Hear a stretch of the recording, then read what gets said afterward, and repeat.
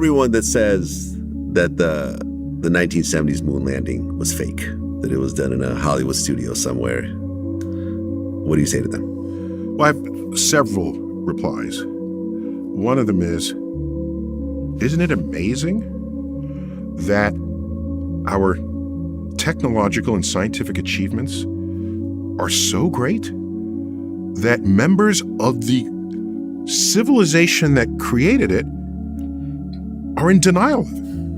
What a compliment to how far that technology has come. Nice. What a compliment. Thank you for the compliment. Thank you for the compliment. That it's mystery and magic to you done on a Hollywood set. What a compliment that is. But two other responses.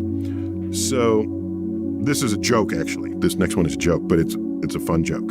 So NASA goes to Hollywood and they say, okay, we got to fake this moon landing. So what will it require? Yeah. And they said, well, we got to do this, and we have to actually have a launch, all right, because people see the launch, and we got to do this. Right. We got to have a set, and we have to evacuate it, and so that the dust falls quickly, and have to put them on point joists so that they look like it's not regular gravity. But we did all this research, and we concluded that what's way simpler than that is to film it on location. Okay. So they filmed it on location. They faked it on location. All right. So the third one is there's 10,000 scientists and engineers, plus or minus a few thousand. You saw the launch. You can calculate how much fuel is in that rocket. The rocket is 36 stories tall, and the astronauts are up here. And the rest of that is fuel.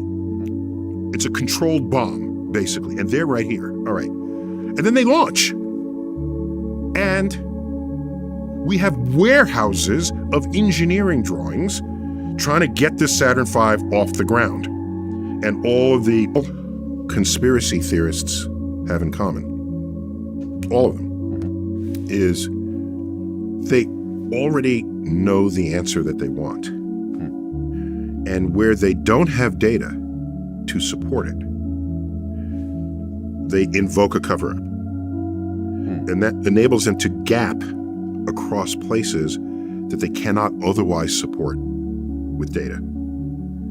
I had a friend who, a full-grown man, otherwise rational, said to me, Neil, I've read the websites that doubt that we landed on the moon, and they're pretty convincing to me. But if you tell me that we landed on the moon, I'll believe you. And I said, it has nothing to do with my authority over information about what you should believe.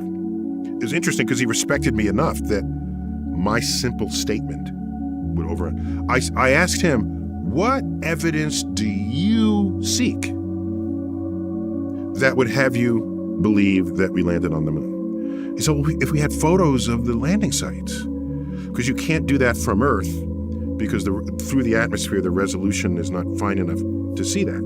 But the Japanese have sent satellites that orbited the moon, and reconnaissance satellites. I said, there's this satellite, and 4 years ago, whenever I had this conversation with him, it got images, and you can see the landing site, you can see the tracks from the rover, and you can see all right? And he said, okay, so he goes. And the next day, he said, Neil, I saw that website, but I noticed that the NASA logo was also on that website, along with the JAXA, all right? And so I don't know if I can trust it. I said, you asked me what evidence would convince you. I just presented you that evidence, and you're not convinced. There's nothing more this conversation can do. I can't. We're done here. We're done. We're done.